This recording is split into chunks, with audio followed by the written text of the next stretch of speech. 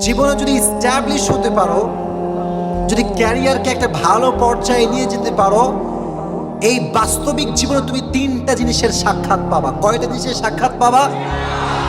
যদি এস্টাবলিশ হতে পারো, জীবনের প্রথম যে জিনিস দেখতে পাবা সেটা হচ্ছে এই এস্টাবলিশ হওয়ার পরে ছেড়ে যাওয়া মানুষগুলো আবার লাইফে ফিরে আসবে। যারা অবহেলা করতো তারা আবার ভালোবাসতে শুরু করবে। যারা তোমাকে দেখলে ঘুরেও তাকাতো না, তারা তোমাকে এস্টাবলিশ হওয়ার পরে স্যালিউট করতে শুরু করবে।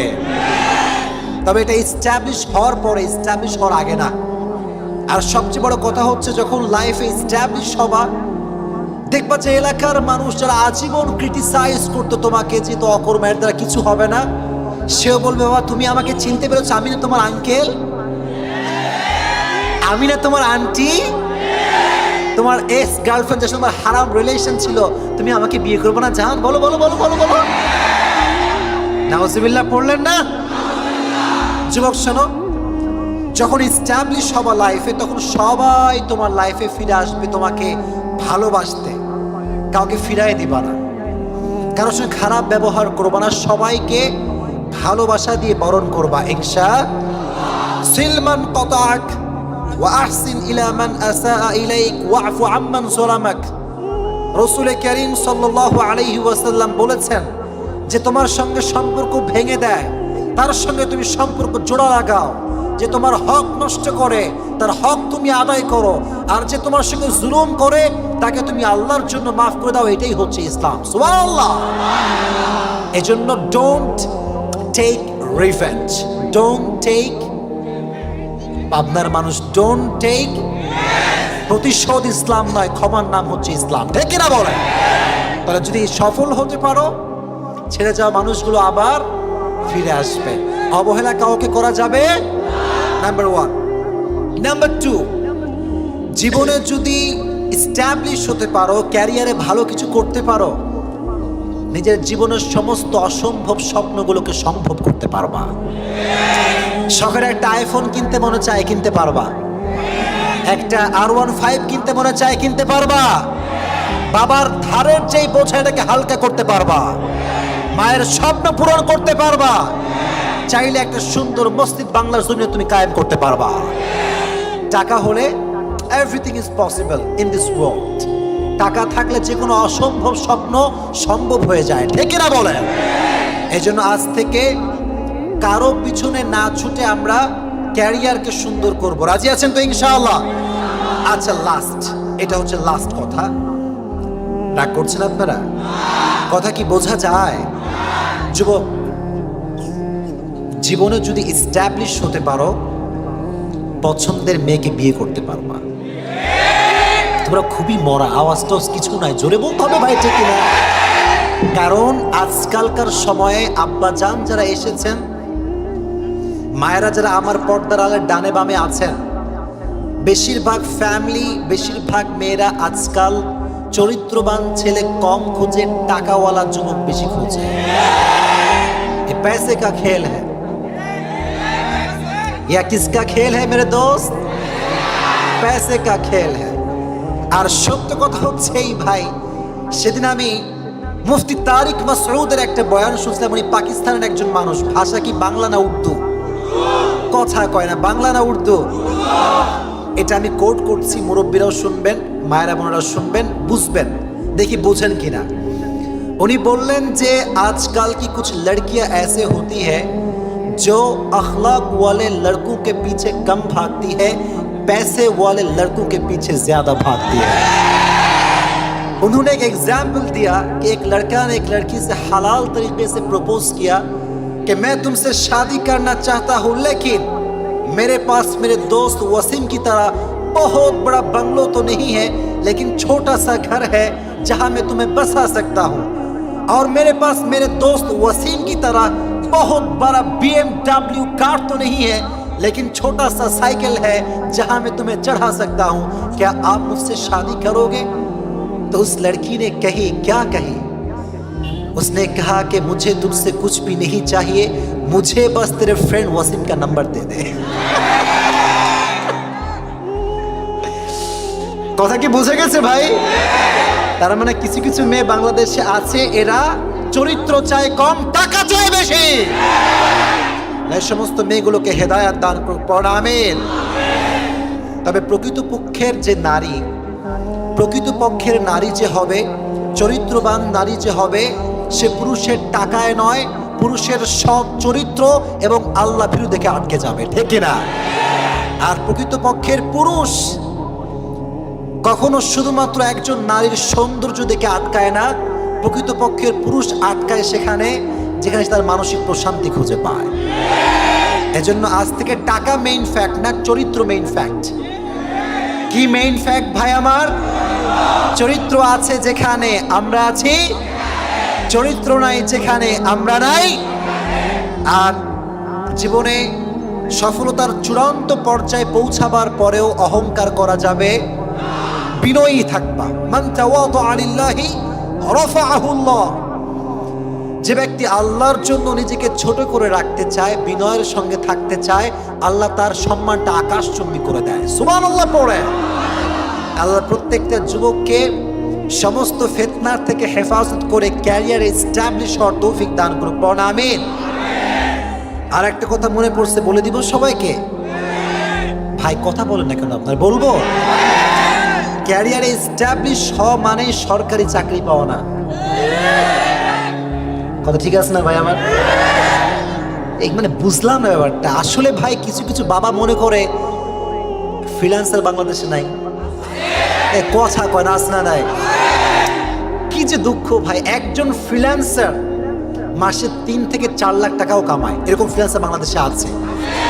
কিন্তু এই ফ্রিল্যান্সার যখন এই ইনকাম নিয়েও বাবার কাছে যায়, জানবা যান আপনার মেয়েকে পছন্দ, বিয়ে দিবেন কি আমার সাথে? বলে কি করো? বলে ফ্রিল্যান্সার। বলে সরকারি? বলে না।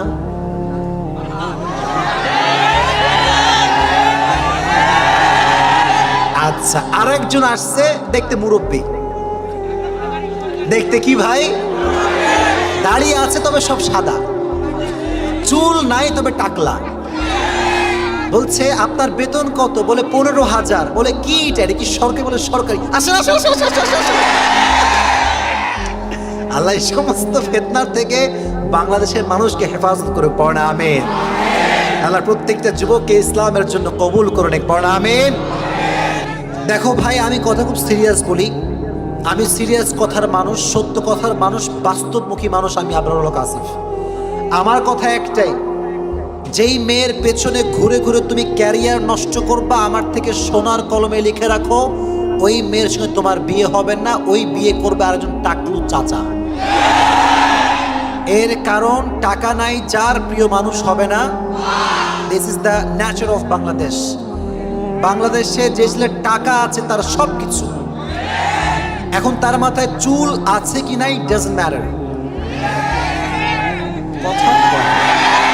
কথা কি অবাস্তব না বাস্তব? তাহলে আজকে তোমাদের জন্য ইনস্ট্রাকশন হচ্ছে, মেয়েদের পেছনে না ঘুরে firstly you have to establish yourself. জীবনে এত চাওয়া দিয়ে কি হবে, এত পাওয়া দিয়ে কি হবে? একদিন তো মরনা হোগা, একদিন তো মরেই যাব। এত চাওয়া দিয়ে কি হবে, এত হতাশা দিয়ে কি হবে? আমার ব্যক্তিগত কথা বলছি, আমার যখন জীবনে না পাওয়া জিনিস নিয়ে খুব বেশি কষ্ট হয়, খুব বেশি আমি দুঃখ পাই, আমি সোজা কবরস্থানে গিয়ে কবরের পাশে দাঁড়াই। আমার মন আমাকে বলে দেয় এই জীবনের সমস্ত পাওয়া আর সমস্ত না পাওয়া শুধুমাত্র একটা ধোঁকা, আর কিচ্ছু হতে পারে না। কবর আমাকে বলে দেয় জীবনের সব আয়োজন বৃথা, সব আয়োজন কি বৃথা। এই দেখেন আমি আসছি, আজকে যুবকরা আসছে, যখন যাব সেলফি তুলবে, আসার সময় সেলফি, এই যে এত সেলিব্রিটি, এই সে ইত্যাদি। আমি কখনো ধোঁকা খাই না, এই জন্য কারণ আমি জানি যে দুনিয়ার জীবনে আজকে মরে গেলে কালকে আমার নামটাও কেউ মনে রাখবে না। This is the Nature of life, এটাই জীবন। এজন্য আজ থেকে আমি তোমাদের জন্য ফার্স্টে তোমাদের হক আদায় করলাম, মোটিভেশন। জীবনে যত কিছুই পাও আর না পাও, কোনোদিনও কোনো কিছু নিয়ে মন ছোট করবা না। রাজি আছো ইনশাআল্লাহ? আল্লাহ প্রত্যেকটা যুবক ভাইকে ইসলামের জন্য কবুল করে নেক। আর একটু জোরে মাশাআল্লাহ। আসুন আমরা নির্ধারিত বিষয়ে কথা বলি। প্রিয় ভাইয়েরা, মানিত ব্যক্তি পৃথিবীতে আর কেউ কি হতে পারে? রসুলের মতো সম্মান, স্ট্যাটাস পৃথিবীতে আর কারো কি আছে? কোরআনে আল্লাহ বলেন, ওয়ারাফা'না লাকা যিকরাক, ও নবী আপনার সম্মান আকাশ বাতাস ছাপিয়ে, সাত আকাশ কাঁপিয়ে আপনার মর্যাদা আমি আরশ পর্যন্ত পৌঁছে দিয়েছি। সুবহানাল্লাহ। I have dignified your status high and very high and highest big. নবী আপনার মর্যাদা আমি আকাশ বাতাস ছাপিয়ে, সাত আকাশ কাঁপিয়ে আপনার মর্যাদাকে আমি আকাশচুম্বী করে দিয়েছি। আল্লাহু আকবার। আবার অপর আয়াতে আল্লাহ তাআলা বলছেন, ওয়ামা আরসালনাকা ইল্লা রাহমাতাল লিল আলামিন, ও নবী আপনাকে আমি আল্লাহ তাআলা শুধুমাত্র বাংলাদেশের জন্য রহমত করে পাঠাই নাই, আমি আপনাকে গোটা বিশ্বের জন্য রহমত করে পাঠিয়েছি। I have sent you as a mercy for the entire world, for the entire universe. গোটা বিশ্বের জন্য আমার নবীকে রহমত করে পাঠিয়েছে একজন, তিনি কে? পাবনার মানুষ, আজকে একটা প্রশ্ন করতে চাই সবাইকে। আমার কথা কি বোঝা যায়? বুঝতে কোনো সমস্যা হচ্ছে আপনাদের? আমি যদি আপনাকে প্রশ্ন করি যে আপনার লাইফের what is the big mercy of your life, আপনার জীবনের সবচাইতে বড় নিয়ামতটা কি? আপনি বলবেন যে হুজুর এখন সুন্দরী বউ পাইছে, এটা কি সবচেয়ে বড় নিয়ামত? না। আচ্ছা, এটা মজা করলাম। এই যে চোখ, এই চোখ দিয়ে আমি সব দেখতে পাই। এই চোখ দিয়ে আমি মাকে দেখি, বাবাকে দেখি, বোনকে দেখি, পৃথিবীর সমস্ত ভালোবাসার মানুষদেরকে আমরা দেখি একটা জিনিস দিয়ে। জিনিসটার নাম কি? যদি আল্লাহকে বলেন, আল্লাহ তোমার পক্ষ থেকে is this big mercy from you, এটা কি তোমার পক্ষ থেকে সবচাইতে বড় নিয়ামত? আল্লাহ বলছেন নো। পাবনার মানুষ, আল্লাহ বলছেন কি? আওয়াজ, আল্লাহ বলছেন কি? আল্লাহ তুমি যে আমাকে হাত দিয়েছো, এই হাত কি আমার জন্য সবচেয়ে বড় নিয়ামত? আল্লাহ বলছেন নো। আল্লাহ বলছেন কি? বান্দা সর্বশেষ প্রশ্ন করছে, what is the big mercy of my life, আমার জীবনের সবচেয়ে বড় নিয়ামত কি? আল্লাহ তাআলা কোরআনে বলছেন, লাকাদ মান্নাল্লাহু আলাল মুমিনিনা ইয বা'আথা ফীহিম রাসূলা, the biggest mercy of your life is I have sent you as a follower of last messenger Muhammad sallallahu alayhi wa sallam.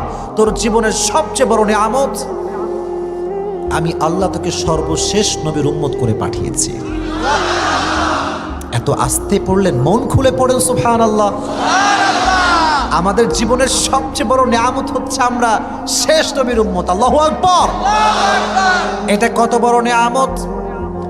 আদম আলাইহিস সালাতু ওয়াস সালাম থেকে শুরু করে নিয়ে ঈসা আলাইহিস সালাম পর্যন্ত প্রত্যেকটা নবী অনুরোধ করেছে, ইজআলনি উম্মাতা মুহাম্মদ, ইজআলনি উম্মাতা মুহাম্মদ। আয় আমার রব, আমাদের সবাইকে তুমি বিশ্ব নবীর অনুসারী বানিয়ে দাও, নবীর অনুসারী বানায় দাও। আল্লাহ কারো দোয়া, আল্লাহ ডিডন্ট অ্যাকসেপ্ট এনিওয়ান সাপ্লিকেশন। আল্লাহ কারো দোয়া কবুল করেন নাই, আপনাকে আমাকে আল্লাহ তাআলা দোয়া ছাড়াই শেষ নবীর উম্মত হিসেবে কবুল করে নিয়েছে। মূসা আলাইহিস সালাতু ওয়াস সালাম, নাম শুনছেন আপনারা সবাই? ওনাকে বলা হয় কালিমুল্লাহ, ওয়া কাল্লামাল্লাহু মূসা তাকলিমা। আল্লাহর সঙ্গে সরাসরি একজন নবী কথা বলতেন, তিনি হচ্ছেন মূসা আলাইহিস সালাতু ওয়াস সালাম। উনি একবার তুর পাহাড়ে উঠলেন, বললেন, আল্লাহ তোমাকে একটা প্রশ্ন করতে চাই। আমি যে তোমার সঙ্গে কথা বলি, সরাসরি কথা বলি, আমার পরে আর কোনো উম্মত কি আসবে যে এই সুযোগটা পাবে? আর কোনো নবী কি আসবে? আল্লাহ তাআলা বলেন, হে মূসা, তুমি যে আমার সঙ্গে কথা বলো, আমি যখন চাই তখন কথা বলতে পারো, তুমি চাইলে কথা বলতে পারো না। দ্যাট মিনস তোমার সঙ্গে কথা বলার লাগামটা আমি আল্লাহর হাতে আছে। আমি চাইলে কথা বলি, না চাইলে নাই। কিন্তু তোমার পরে একজন নবী আসবে, তার নাম মুহাম্মদ। তার উম্মত যখন চাইবে তখনই আমি আল্লাহর সঙ্গে সরাসরি কথা বলতে পারবে। এটা কি ভাবনার মানুষের আওয়াজ নাই? কিতাবটার নাম কি? কিতাবটা খুললেন, পড়লেন, আউযু বিল্লাহি মিনাশ শাইতানির রাজীম, ওয়া কওমি লা আসআলুকুম আলাইহি মালা। এই যে আয়াতটা আপনি পড়লেন, আপনি আল্লাহর সঙ্গে সরাসরি কোনো মিডিয়া ছাড়া, কোনো ভায়া ছাড়া আল্লাহর সঙ্গে সরাসরি কথা বললেন। দিস ইজ দ্য কোরআন, এটাই কোরআন। আজকাল ফজরের নামাজের পরে যখন দোকান খুলে সেলুনে ডিজে গান বাজে সেলুনে দোকান খোলা হয়, ঠিক কিনা বলেন ভাই? কোরআন তেলাওয়াত নাই। ছি ছি ছি ছি ছি। আজ থেকে যুবক যারা এসেছো, প্রত্যেক দিন ফজরের নামাজের পরে কোরআন তেলাওয়াত করবা তো ইনশাআল্লাহ?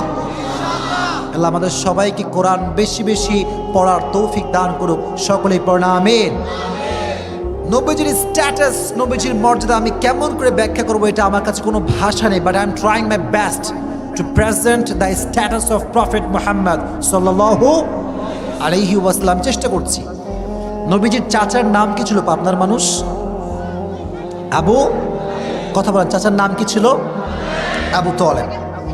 নবীজির বয়স যখন খুবই কম, 6 থেকে 7 বছর কিংবা 8 বছর বয়স হবে, নবীজি হেঁটে যাচ্ছেন রাস্তা দিয়ে। হঠাৎ করে চাচা আবু তালেব বলছে, মুহাম্মদ এদিকে আসো, আমার কাছে আসো। ভাতিজা যখন চাচার কাছে আসছে, আবু তালেব বলে, মুহাম্মদ আমি জানি, আগে থেকেই জানি যে আমার ভাতিজা কোনো সাধারণ মানুষ নয়, এক অসাধারণ মানুষ। সুবহানাল্লাহ পড়ে। আমার নবীজি বললেন, চাচা আপনি কেমন করে জানেন? নবীজির বয়স খুবই কম, অল্প বয়স নবীজির। নবীজি বলে, চাচা আপনি কেমন করে জানেন? চাচা বলল, আমি 2 ভাবে জানি। কয় ভাবে জানি? আওয়াজ নাই। কয় ভাবে? এক, আমি তোমার মায়ের থেকে শুনেছি, এত কিছু শুনেছি যে আমি বুঝে গিয়েছি যে আমার ভাতিজা সাধারণ মানুষ নয়। সুবহানাল্লাহ পড়ে। নবীজি বললেন, চাচা আপনি কি কি শুনেছেন আমাকে একটু বলবেন? আমাকে একটু বলা যাবে? চাচা বললেন যে, দেখো তোমার মা আমাকে বলেছে, প্রত্যেকটা মা যখন সন্তানকে গর্ভে ধারণ করে, লালন করে, প্রত্যেকটা মায়ের পেটের ভেতরে একটা যন্ত্রণা হয়, একটা ব্যথা হয়। কিন্তু মুহাম্মদ যখন থেকে আমার গর্ভে এসেছে, এক মুহূর্তের জন্য আমি কোনো ব্যথা অনুভব করি নাই। চাচা আর কি শুনেছেন? বলে, মুহাম্মদ তুমি যখন তোমার মায়ের গর্ভে ছিলে, তোমার মা কুয়ায় পানি আনতে গিয়েছিল। কোথায়? ভাই বাংলাদেশে তো কুয়া টুয়া এখন আর কিছু নাই, এখন আছে চাপকল, আর একটা আছে কি ট্যাপ, আর একটা আছে কি ভাই ট্যাপ। এখন কুয়া চলে না, আগের যুগে কুয়া চলতো। তো কুয়াতে পানি আনতে গেলে পানি কিন্তু নিচে থাকে, থাকে কি থাকে না। একটা বালতি নিতে হয় আর একটা রশি লাগাতে হয়, কুয়ার পানিতে রশি দিয়ে বালতি ঢেলে তারপরে পানি উঠাতে হয়, বালতি ঢেলে পানি উঠাতে হয়। তো মুহাম্মদ যখন তোমার মা তোমাকে নিয়ে গর্ভে ধারণ করে কুয়ায় পানি আনতে গিয়েছে, অন্যদিন রশি লাগিয়ে বালতি নামাতে হয়, কিন্তু সেদিন বালতি আর নামাতে হয় নাই। তুমি তোমার মায়ের গর্ভে আছো, কুয়ার পানি অটোমেটিক্যালি উপরের দিকে চলে এসেছে। সুবহানাল্লাহ। চাচা আর কি শুনেছেন? বলে, মুহাম্মদ আমি শুনেছি তুমি যখন তোমার মায়ের গর্ভে ছিলে, তোমার মা প্রচন্ড রোদের তাপ, এই যে দুপুরের সময় খরা রোদে বের হয়েছে রাস্তায়, কিন্তু অবাক করা বিষয় হচ্ছে তুমি তোমার মায়ের গর্ভে আছো, রোদের যে তাপ, এটার একটা কষ্ট আছে না নাই? আপনার মানুষ কষ্ট আছে না নাই? কিন্তু অবাক করা বিষয় হচ্ছে তুমি তোমার মায়ের গর্ভে আছো, এত প্রখর রোদের মাঝেও কিছু মেঘ তোমার মায়ের মাথার উপরে এসে রোদকে সরিয়ে দিয়ে ছায়া দেওয়া শুরু করে দিয়েছে। What a status! What an amazing status of Prophet Muhammad sallallahu alayhi wasallam. চাচা আর কি শুনেছেন? বলে, মুহাম্মদ তুমি যখন তোমার মায়ের গর্ভে ছিলে, তোমার মা তোমাকে গর্ভে নিয়ে বাহিরে বের হয়েছে। বাহিরে যখন বের হয়েছে, গাছগুলো তোমার মায়ের পায়ের সামনে এসে সম্মান সূচক সিজদায় পড়ে গিয়েছে। সুবহানাল্লাহ। This is called ta'zimi সিজদা। যেটা আগে ছিল এখন এটা মানসুখ হয়ে গিয়েছে। এখন কোনো সিজদা কোনো ব্যক্তির সামনে দেওয়া চলবে? মাজারে কোনো সিজদা কথা কয় না, চলবে? ছি, এটা বাংলাদেশে বেশি হয়। আহা আহা, সব দেওয়ার মালিক তো একজন, তিনি কে? সন্তান দেওয়ার মালিক একজন, তিনি কে? মেয়ে দেয় একজন, তিনি কে? আমরা চাইবো একজনের কাছে আওয়াজ দিয়ে বলতে হবে, তিনি কে? মাজারে গিয়ে যে চায় বাবার কাছে, এর মতো টাউট বাটপার আর কেউ হতে পারে না। কথা কি বোঝা যায় ভাই? আচ্ছা, একটা কথা যেহেতু চলে আসছে বলে ফেলবো সবাইকে। আমার বাসা রাজশাহী শাহ মখদুম একটা দরগা আছে পাশে, আমার বাসা এটা হচ্ছে দরগা পাড়ায় আছে। তো আপনি যখনই কোনো দরগায় যাবেন, কোনো বাবার মাজারে যাবেন, পীর সাহেবের মাজারে যাবেন, যারা এই নিয়াতে যান যে বাবার কাছে গিয়ে চাইব, তার চাইতে ফকির আরো বেশি বুদ্ধিমান। কথা ঠিক কিনা বলা? একটু প্র্যাকটিক্যালি দেখায়। বাবার মাজারের গেট হচ্ছে এইটা। আপনি যখন ঢুকবেন দেখবেন ফার্স্ট এন্ট্রিতে গেটেই কয়েকজন ফকির থালা নিয়ে বসে আছে। ফকির কয়, বাবা রে দে, বাবা দে, বাবা দে দে দে দে। বাবা রে, এটা মেসেজ। এই ফকিরটা আমাকে অদৃশ্যভাবে বলছে যে কিরে মগলা, তুই তো বছরে একবার আসছিস, বছরে কয়বার আসছিস? আর আমারে দেখ, এই যে আমি ফকির, পুরো বছর এই বাবার সামনে থাকি। বাবা যদি কিছু দিতেই পারতো তাহলে তোর আগে আমি বড়লোক হয়ে যেতাম। ফকির কয় এইটা আমাদেরকে, ফকিরের কথা বাঙালি বোঝে না। কতটা বিবেক বুদ্ধিহীন মানুষ আমরা। আল্লাহ আমাদেরকে মাজার কেন্দ্রিক শিরক থেকে হেফাজত করো। মাজারকে সম্মান করবেন, জিয়ারত করবেন, দোয়া করবেন তাদের জন্য। তবে মাজারে যে ব্যক্তি চাইবে এটা শিরক, শিরক, শিরক, শিরক, এখানে একচুল কোনো সন্দেহ নাই। আল্লাহ এই শিরকিয়াত থেকে বাংলাদেশকে হেফাজত করুক, আমিন। তাহলে প্রিয় ভাইরা, যেটা বলছিলাম, নবীজির সম্মানের জন্য গাছ সেজদা করেছে, তবে ওটা ওই সেজদা, এটা হচ্ছে সম্মানের সেজদা। সুবহানাল্লাহ পড়ে। শুধু গাছ নয়, শুধু গাছ নয়, নবীজির আম্মাজান যখন রাস্তা দিয়ে হেঁটে যাচ্ছেন, নবীকে গর্ভে ধারণ করে পাহাড় থেকে বিশাল বড় বড় টুকরো পাথর এসে নবীজির মায়ের পায়ের সামনে সেজদায় লুটিয়ে পড়েছিল। সুবহানাল্লাহ পড়ে। নবীজির সম্মান তাহলে কম না বেশি? চাচা বললেন, আবু তালেব বললেন, হে আমার ভাতিজা, আর একটা অবাক করা বিষয় তোমাকে বলি। মা যখন বাচ্চাকে ডেলিভারি করে মেডিকেলে, মায়ের একটা পেটের যন্ত্রণা, ব্যথা আছে না নাই? কিন্তু তোমার মা যখন তোমাকে পৃথিবীতে আনে, যখন ডেলিভারি হবে, তোমার মায়ের পেট থেকে তুমি বের হয়েছ, তোমার মা একটা মুহূর্তের জন্য কোনো ব্যথা অনুভব করে নাই। আপনারা তো পাবনার মানুষ, ভালো বুঝবেন। যখন কোনো ঘরে একজন বাচ্চা জন্মগ্রহণ করে, দেখবেন ঘরটা দুর্গন্ধযুক্ত হয়ে যায়। দেখবেন ধূপ জ্বালাতে হয়, ধূপ চেনেন না আপনারা সবাই? ধোঁয়া ওড়ে, দুর্গন্ধের জন্য এটা করা হয়। আবু তালেব বলল, মুহাম্মদ, ও আমার ভাতিজা, কলিজার টুকরা ভাতিজা, তুমি যেই ঘরে জন্মগ্রহণ করেছো ওই ঘর দুর্গন্ধ তো বহুত দূরের কথা, সেই ঘরটা মিশকে আমরের চাইতে বেশি সুঘ্রাণ হয়ে গিয়েছিল। মিশকে আমরের চাইতে বেশি সুঘ্রাণ। আল্লাহু আকবার। তাহলে কি বুঝলে, নবীজির সম্মান কম না বেশি? কম না বেশি? এটা তো ছিল ফার্স্ট পয়েন্ট, যে আমি তোমার মায়ের থেকে শুনেছি। এবার নবীজি বললেন, চাচা আপনি নিজে কি দেখেছেন সেটা আমাকে বলেন। চাচা জান বলল, মুহাম্মদ, আমি তো অনেক কিছু দেখেছি, তবে একটা শেয়ার করতে চাই। তুমি যখন ছোট্ট বাচ্চা, কোলের শিশু, তোমাকে আমরা বাসার ভেতরে রাখতাম, অলওয়েজ বাসার ভেতরে রাখতাম, কিন্তু সন্ধ্যার পরে তোমাকে খোলা আকাশে রাখতাম, যেন পৃথিবীর বাতাস, স্নিগ্ধ বাতাস তোমার গায়ে স্পর্শ করে। তো একদিন সন্ধ্যাবেলার কথা, সন্ধ্যার পরে তোমাকে আমরা বাসার উঠানে রেখে দিয়েছিলাম। আমি হঠাৎ করে জানলা দিয়ে দেখলাম, কিরে, আকাশ থেকে চাঁদ নিচের দিকে নেমে এসেছে, ভেঙে পড়বে ভেঙে পড়বে এরকম একটা ভাব। আমি দৌড় দিলাম যে কিরে, চাঁদ যদি ভেঙে পড়ে আমার ভাতিজা তো ক্ষতি হয়ে যায়, মারা যাবে। আমি যখন দৌড় দিয়ে আসলাম, দেখলাম অবাক করা কাণ্ড। কি দেখলাম? দেখলাম চাঁদ আসলে ভেঙে পড়ছে না, তুমি যে বাচ্চা অবস্থায় হাত পা দুলিয়ে খেলছো, চাঁদটাও তোমার সঙ্গে খেলা করা শুরু করে দিয়েছে। আল্লাহু আকবার, আল্লাহু আকবার। আহা, আর একটা ছোট্ট বলে শেষ করি এখানে। বিরক্ত হয়ে গেছেন আপনারা? মন খারাপ করতেছেন আপনারা? কোন নবীর ফলোয়ার জেনে নাও। তোমার আদর্শ মেসি নয়, তোমার আদর্শ রোনালদো নয়, তোমার আদর্শ নেইমার হতে পারে না, ঠিক কিনা বলে? তোমার আদর্শের নাম হচ্ছে মুহাম্মাদুর রাসূলুল্লাহ সাল্লাল্লাহু আলাইহি ওয়াসাল্লাম। নবীজির আম্মা জানের নাম কি ছিল? বলতে ভয় পাচ্ছেন কেন? বলেন না নামটা কি ছিল।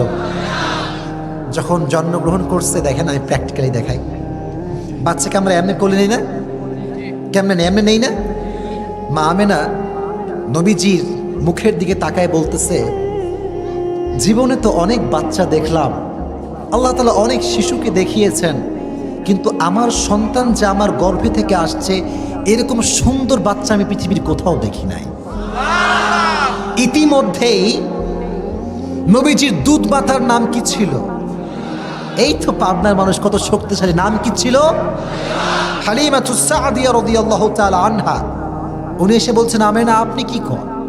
আপনি তো গোটা বিশ্বে ঘোরেন নাই, আমার থেকে শোনেন, আমি প্রধানমন্ত্রীর সন্তান থেকে শুরু করে প্রত্যেকটা মান্যগণ্য ব্যক্তির বাচ্চাদেরকে দুধ পান করিয়েছি, গোটা বিশ্বের প্রায় আনাচে কানাচে আমি গিয়েছি, আমি হালিমাতুস সাদিয়া এই মুহাম্মদের মতো এত সুন্দর বাচ্চা কোথাও দেখি নাই। এবার আসছে দাদা আব্দুল মুত্তলেব। নাম কি? কথায় করা নামছে কি? কয় বেড়ি মানুষ কয় কি? বেড়ি মানুষ? তোমরা কি ঘুরছো? আমি শামে গিয়েছি, ইরাকে গিয়েছি, বাইতুল্লাহর মুতাওয়াল্লি আমি আব্দুল মুত্তলেব। প্রত্যেক বছর হাজার হাজার মানুষ দেশ থেকে বিদেশ থেকে এখানে মক্কায় জিয়ারত করতে আসে। কত সন্তান আমি দেখেছি, কত বাচ্চা আমি দেখেছি, আমার এই মুহাম্মদের মতো সুন্দর বাচ্চা আমি কোথাও দেখি নাই। এবার আসছে জিবরাইল। সুবহানাল্লাহ পড়েন। জিবরাইল কয়, জিবরাইল বেশি দেখছে না এরা বেশি দেখছে? জিবরাইল তো বেশি দেখছে। জিবরাইল কয়, কি কয় এরা? আরে আমার থেকে শোনো, আদম আলাইহিস সালাতু ওয়াস সালাম থেকে ঈসা পর্যন্ত প্রত্যেকটা নবীকে আমি জিবরাইল দেখেছি। আদমকে আমি জান্নাতে দেখেছি, মুসা আলাইহিস সালাতু ওয়াস সালামকে তুর পাহাড়ে আল্লাহর সঙ্গে কথা বলতে দেখেছি, নূহ আলাইহিস সালামকে আমি কিস্তিতে নৌকাতে দেখেছি, ইউসুফ আলাইহিস সালাতু ওয়াস সালামকে কুয়ার ভেতরে আমি তো কোলে নিয়েছিলাম, ঈসা আলাইহিস সালাতু ওয়াস সালামকে মায়ের পেটে কথা বলতে দেখেছি। আমি জিবরাইল বলছি, এতদিন পর্যন্ত প্রত্যেকটা নবীকে আমি দেখেছি, প্রত্যেকটা নবীর কাছে আমি ওহী নিয়ে এসেছি, কিন্তু মুহাম্মদের মতো এত সুন্দর আমি কাউকে দেখি নাই। This is the most beautiful boy ever in the world. Ever in the world. My prophet is the most beautiful boy in the world. সুবহানাল্লাহ পড়ে। নবীর মতো সুন্দর কি পৃথিবীতে আর কেউ হতে পারে? আসতে বললেন, আমার নবীর মতো সুশ্রী মানব, সুশ্রী চেহারা, এত সুন্দর চেহারা আর কারো কি হতে পারে? চাঁদের চেয়ে সুন্দর তুমি নবী আমার কামলিহি ওয়ালা। পড়েন, চাঁদের চেয়ে সুন্দর তুমি নবী আমার কামলিহি ওয়ালা, দো জাহানের বাদশাহ তুমি প্যারা নবী সাল্লে আলা। পড়েন, দো জাহানের বাদশাহ তুমি প্যারা নবী সাল্লে আলা, চাঁদের চেয়ে সুন্দর তুমি নবী আমার কামলিহি ওয়ালা। সুবহানাল্লাহ। নবীর মতো সুন্দর ভয়েস, সুন্দর সাউন্ড আর কারো কি হতে পারে? কথা কয় না হতে পারে। আমাদের তো একটা ফেস কাটিং আছে, নবীজিরও একটা ফেস কাটিং ছিল। নবীজির ফেস কাটিং এর সঙ্গে আর কারো ফেস কাটিং কি কোনো প্রকার মিল হতে পারে? No, no comparison with our beloved last messenger Muhammad sallallahu alayhi wasallam. Whether is the fitness, whether is the bodybuilding, whether is the sound, whether is the appearance, whether is the face cutting, whether is the status of the society, my beloved last messenger Muhammad is totally out of any kind of comparison. কোনো দিক থেকে কোনোভাবেই আমার নবীর সঙ্গে কোনো ব্যক্তির কোনো প্রকার কোন তুলনা হতে পারে না। সুবহানাল্লাহ পড়ে। আমরা হলাম সেই নবীর উম্মত, হতে পেরে খুশি না বেজান? কথা কয় না। তাহলে এবার মন খুলে পড়েন আলহামদুলিল্লাহ। ছোট্ট একটা কথা মনে পড়ছে, বলবো সবাইকে, বলবো সবাইকে। আজকে দেখলাম যে আমি এখানে যে আসবো, তো আমি একটা পোস্ট করেছিলাম যে I am coming to Pabna. দেখছেন না আপনারা সবাই? আচ্ছা আমি বলি বলি অনেক যুবক লিখেছে, হুজুর আপনার কলিজার ভেতর থেকে ভালোবাসি। আমি নিজে পড়ছি, পরে দেখলাম কি রে, এ তো বাংলাদেশের মানুষ, প্রোফাইল পিকচার দেখি রোনালদোর ছবি দেওয়া, মেসির ছবি দেওয়া। আমি বললাম কি রে, মেসি আমায় কমেন্ট করলো মানে? পরে দেখলাম মেসি কমেন্ট করে না, মেসির একটা ফালতু ভক্ত কমেন্ট করছে। রাগ করবো না, ফালতু বলেছি কারণ আছে। ভাই রে, এই যে তোরা সিঙ্গেল,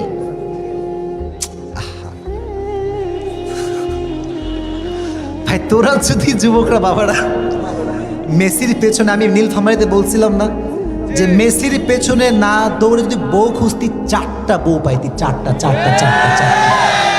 হ্যাঁ তারা মেসির পেছনে, বাবা মেসি, হ্যাঁ বাপ মেসি, মা মেসি, সব মেসি। যেই মেসি, নেইমার কি কয় রে, এক মাহফিলে বলছি মেসির ভক্ত হওয়া হারাম, পাশের এক চোখ বলতো আমি নেইমারের ভক্ত, মানে সে বুঝাইতেছে ওইটা হারাম, এইটা ছি ছি ছি ছি ছি। আল্লাহ যুবকদেরকে এই ফিতনার থেকে হেফাজত করুক, পড়া আমিন। এই মেয়েরাও আজকাল দেখি এগুলো পোস্ট করে। আচ্ছা এই মেয়েটা খেলার কি বোঝে, মানে কি বোঝে, কিছু বোঝে? দেখবেন ছাগলের কিছু বাচ্চা দুধ খেয়ে লাফায়, আর কিছু বাচ্চা কি করে লাফায় ভাই? আরে ভাই মেয়েদের কথা বাদ দেন, আজকাল মুরব্বীরাও মরে মরে খেলা দেখে, আর আমরা হুজুররাও কম না। আমরা হুজুররা খেলার খবর শুনতে শুনতে, ওই যখন রাতে ব্রাজিলের খেলা হয়, হুজুরা কয় কিরে কে জিতলো রে। ছি ছি ছি। Media has changed our mindset. এই মিডিয়া আমাদের যুবকদের চরিত্রকে নষ্ট করে দিয়েছে, ঠিক কিনা বলো? ছি ছি ছি। সারাটা দিন ফেসবুক খুললে খেলার খবর। বলবো সবাইকে, আহা, কিছু কিছু যুবক মেসিকে যেই পরিমাণ ভালোবাসে, আমার নবীকে যদি সেই পরিমাণ ভালোবাসতো, আমার ব্যক্তিগতভাবে মনে হয় তার জন্য জান্নাত ওয়াজিব হয়ে যেত। ছি ছি ছি ছি। আহা, সেই দিন এক আর্জেন্টিনা ভক্তকে টিভিতে বলতেছে, কি আবার তোমরা তো খালি বাস খাও, তাও আর্জেন্টিনা ভালোবাসো কেন, প্রশ্ন করছে। তো বলছে যে we are the true lover. We are the কি লাভার? ট্রু লাভার মানে কি বলে, এটা একটা ব্যাখ্যা আছে। ট্রু লাভার তারা যারা কোনো কিছু পাওয়ার আশা রাখে না। কি রাখে না ভাই? তো বলতেছে আজীবন বাস খাইলেও মেসি, না খাইলেও মেসি। নাউজুবিল্লাহ পড়লেন না ভাই? কি লজিক রে বাবা, এই বাপ রে বাপ। আল্লাহ যুবকদেরকে এই ফুটবলের ফিতনা থেকে হেফাজত করে, পড়া আমিন। তাহলে আমরা বুঝলাম নবীজির সম্মান কম না বেশি? আমাদের আদর্শের জায়গা হচ্ছে মুহাম্মদুর রাসূলুল্লাহ সাল্লাল্লাহু আলাইহি ওয়াসাল্লাম। প্রত্যেকটা প্রান্তে প্রান্তে নবীজির আদর্শের দরকারটা আছে না নাই? যুবকরা মরে গেছে, সবাই দুটো হাত তুলো, তাকবীর দাও, লিল্লাহি তাকবীর। দাঁড়ায় থেকে ভাইরা তাকবীর দিচ্ছেন আপনারা, তাকবীর দেন, লিল্লাহি তাকবীর। এটা কি কথা কয় না? কি ভাই? আমার আছে এখানে অনেক যুবকের দাড়ি নাই, ক্লিন শেভ করে আসছে, ঠিক কয় না যে ভাই? ওইটা একটু হক কথা বেশি হয়ে গেল, তাই না? কথা ঠিক কিনা বলেন? আচ্ছা বাবুরা, যুবকরা, নবীজির আদর্শ মানি মানি মানি মানি মানি মানি জিকির করলেই হবে না, মানতে আসলে হবে, মানতে আসলে হবে। আচ্ছা ভাই তোরা কার জন্য কাটিস? Maybe for your girlfriend.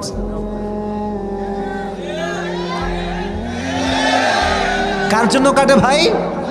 গার্লফ্রেন্ডের জন্য কাটে। আচ্ছা বলেন তো, যেই মেয়েটা দাড়ি দেখে পছন্দ করতে চায় না, ওর তো রুচির কোনো ঠিক নাই, ঠিক কিনা বলে? আশ্চর্য কথা, আজকালকার মেয়েরা দাড়িওয়ালা পছন্দ করে না, তাকওয়ান ছেলে পছন্দ করে না, হুজুর পছন্দ করে, সব গাঁজাখোর পছন্দ করে, গাঁজাখোর গাঁজাখোর। ছি, ওয়াক্থু না, বমি আসে আমার, বমি বমি বমি, এত মেজাজটা খারাপ হয়। ছি, এখানে নাই, অন্য জায়গার কিছু মেয়েরা আছে ভাই। না না না না না না, আমাকে বাড়ি যাওয়া লাগবে এখান থেকে, ঠিক আছে? আছে এখানে কারণটা হচ্ছে যে আজকাল বাংলাদেশের সমাজে গাঁজাখোরদের দাম বেশি, যুবকদের, তাকওয়াবান যুবকদের দাম বেশি নাই। একজন যুবক গাঁজা খায়, খুব দাম, খুব সম্মান। মেয়ে কয় ইয়ে লড়কা সহি হোক। ছি ছি বোন, যার মুখে দাঁড়িয়ে আছে, যে যুবকটা 5 ওয়াক্ত নামাজ জামাতের সঙ্গে পড়ে, এই যুবককে আপনি চোখ বন্ধ করে বিয়ে করে ফেলেন আমার বোন। আর তোমাদেরকে বলি একটা কথা, শেষের দিকে চলে আসছি। যেই মেয়ে তোমাকে দাঁড়িয়ে রেখে পছন্দ করবে না, সেই মেয়ে তোমার বউ হওয়ার যোগ্যতা রাখে না।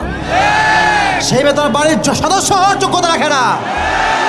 ওরা আগে ক্যান্সেল করে দাও, আগেই বাদ। ওর সঙ্গে কোনো বিয়ে হতে পারে না। আল্লাহ প্রত্যেকটা যুবককে কথাগুলো বোঝার তৌফিক দান করুন, প্রণামে। আর একটা কথা বলে দেই, যেহেতু সময় শেষের দিকে চলে এসেছে, একটা কথা বলি, মনোযোগ আছে সবার? বলবো, দোয়া করে দিব, বলা যাবে যে একটা কথা? আচ্ছা, আপনি ডাক্তার করছেন নাকি ভাই আমার উপরে? আচ্ছা শোনেন, শুধু মেয়েদের দোষ না, আমি বলি বলি বলি বলি সেদিন আমি মুফতি তারিক মাসউদ, একজন পাকিস্তানের টপ ফেমাস স্কলার, ভাষা কি বাংলা না উর্দু? কথা কয় না, বাংলা না উর্দু? আমি কোট করছি, ওনার কথাটা কোট করছি, বুঝবেন।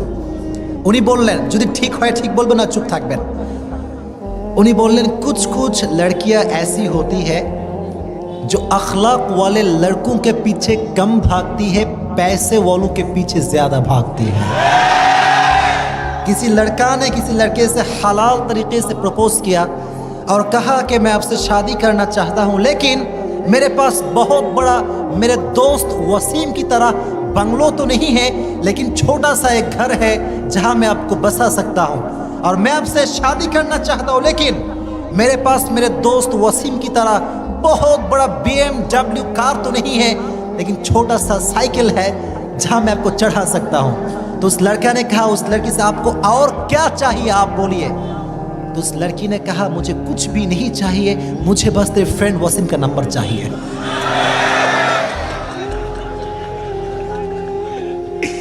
এর মানে কিছু মেয়ে এরকম আসনা নাই।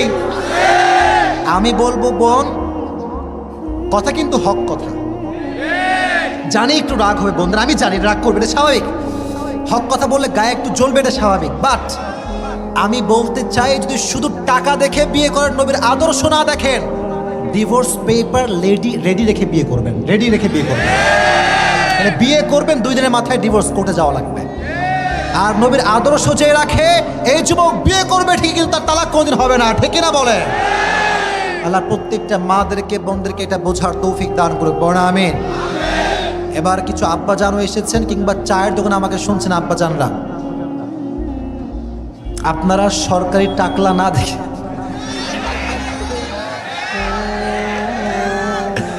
তাকওয়াবান যুবক দেখে বিয়ে দিবেন আপনারা। আব্বাজান ছেলে খুঁজে পায় না, ছেলে খুঁজবে কেমনে? ফজরের নামাজ তো কোনোদিনও মসজিদে নামাজ পড়তে আসে না। আব্বাজান টাকাওয়ালা কম খুঁজেন, যে যুবক ফজরের নামাজ অজু করে পড়তে আসে, ওই যুবকের সঙ্গে আমরা মেয়েকে বিয়ে দিয়ে দেন। আল্লাহ বাপজানদেরকে বোঝার তৌফিক দান করুন, পড়েন আমিন। আর তোমরা কম সুবিধার না, ঠিক বলে কাঁপায় ফেলছে একেবারে। এরা আবার আটা সুন্দরী ছাড়া বিয়ে করতে চায় না, দেখছেন? আর কিছু কথা কয় না এরা, ঠিক কিনা বলো? আর আটা মাখতে হয় না আজকাল, স্ন্যাপচ্যাট আছে না নাই ভাই? একখান ফিল্টার মারলে মনে হয়, হায় রে এত সুন্দরী তো আর হতেই পারে না, চলো শাদি করলো। তো বিয়ে করে সব ঠিকঠাক, বাসর রাত যখন মুখটা ধয়, খেলা খেলা। যেটা বলছিলাম প্রিয় ভাইয়েরা, যেখানে নবীর আদর্শ আছে আমরা আছি। কথা বলেন, নবীর আদর্শ আছে আমরা আছি। এই তো পাবনার মানুষ। আল্লাহ আমাদের সবাইকে নবীর আদর্শকে মেনে চলার তৌফিক দান করুক, সকলে পড়েন আমিন।